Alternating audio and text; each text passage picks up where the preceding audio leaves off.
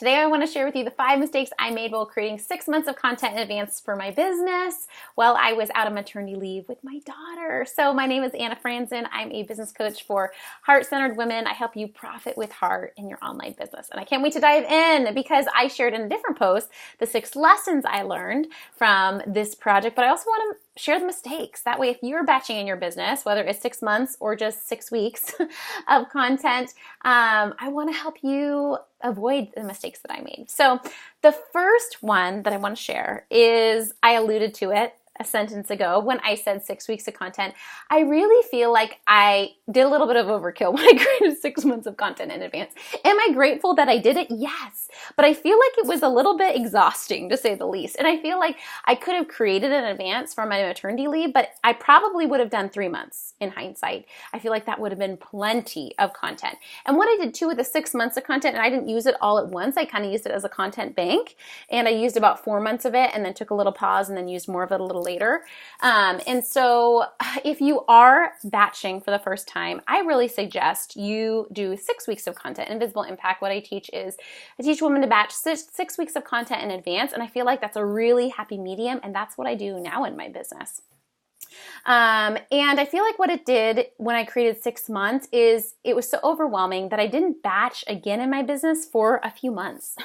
And so I feel like it wasn't a sustainable rhythm for my business versus 6 weeks of content, unless you're going to be out for a major reason, then I think 3 months is okay. But in general, I feel like 6 weeks is kind of a nice cadence where you don't get out of sync with creating content, but it's enough where it gives you space to work on the other really important things in your business, right? So that's one mistake I made, is moving forward, I suggest to women 6 weeks of content is plenty and feels like a miracle and a game changer when you do it. The fact that you realize, well, I can show up in my business if I want to go live, but I actually don't have to, right? I have that outward visibility in marketing, so I can focus on serving my current clients well, focus on onboarding that new team member, focus on that funnel, focus on whatever it is in your business, right? The next mistake I made, and I adjusted this halfway through the project, but I got off on way too many rabbit trails. So what happens in your business when you batch is you see all the gaps, right? It's almost like, oh, what's that book? If you give a mouse a cookie, right? If you give a mouse a cookie, he's going to ask for some milk, right? If you start writing content in advance, you want to redo your opt-in because you realize that you're referring to it so many times. You're like, man, is this opt-in good enough, right? Do I need to update it? So I went on a few rabbit trails, but what I started halfway through the project is I made a list of all the things I wanted to return to if I had time, things I wanted to change and update. And I tried to keep anything else except the content project, everything else minimal, right? So if you do want to do or update something, change your brand colors, right? Like update your website, right? What if people read my content? They go to my website. Make a list, right? So you can go back to it, but do your best not to get side-trailed and really focus on the project at hand. So that's one mistake I made early on, is getting stuck in rabbit trails instead of finishing the 3 phases of content batching.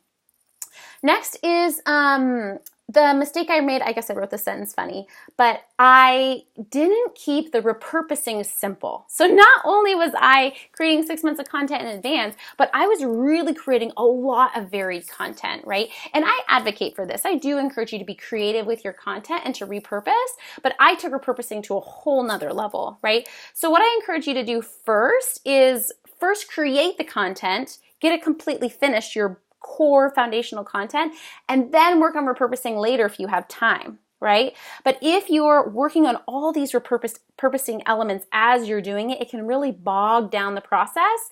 And then if you run out of time, you don't finish the amount, right? I actually finished it, but it kind of bogged down the process. So what I encourage you to do now is whatever is your core elements of what you're batching, whether they're videos, whether they're podcast episodes, whether they're social media posts, whether it's emails to your list, just do those. Just do 6 weeks worth of those. And then when you finish and have them ready, then you can go back and do supplemental pieces, right? So if you have all your videos finished, then you can go back and write little blurbs above them to send to your email list, to send your email to the videos, right? But before you start doing repurposing, uploading them to other social media places, first keep it simple and let repurposing be last. So now Invisible Impact, the batching system that I teach, repurposing is the last element. Next, Overthinking and overcomplicating. I talked about this in the lessons video too, but I feel like what it did is creating a batch of content. The first time I created that caused so much self-doubt because I was doing a lot of thought leadership all in one sitting, right? And it felt for some reason like really serious and really official. And I started asking myself, do I really know what I'm talking about? And is this really helpful? Is this really valuable? And so I feel like the more I batch, the more this is a non-issue. But when you find yourself first starting, you may find yourself really bogged down in overthinking and overcomplicating it. So watch for that. Like watch ways that you may self-sabotage, ways that you may complicate, because that is definitely a mistake I made. Was I wasn't aware of, oh, actually this isn't really issue. This is just me complicating this process. Okay, the last mistake that I made is when I started batching, and I batched with videos, is I didn't draft my closing sentence before I got started. I do this now for all of my videos, right? I ask myself, okay, what do I want someone to do after they read this post, after they watch this video? What's the next step, right? And even if you don't outline your whole video, I really encourage you to outline your starting sentence and your ending sentence so that you really know how you're bringing the video home for a landing. So those are 5 of the mistakes that I made, and I have since adjusted, but overall, I highly recommend creating content in advance for your business. I feel like it's a huge game changer, and if you need support around this or growing your business in general, I would love to support you on a discovery call. You can connect with me at annafranzen.com, or you can join my free online Facebook group at heartcenteredcommunity.com, where you'll regularly meet new biz besties. I pop in live and I answer questions too, so I would love to see you there.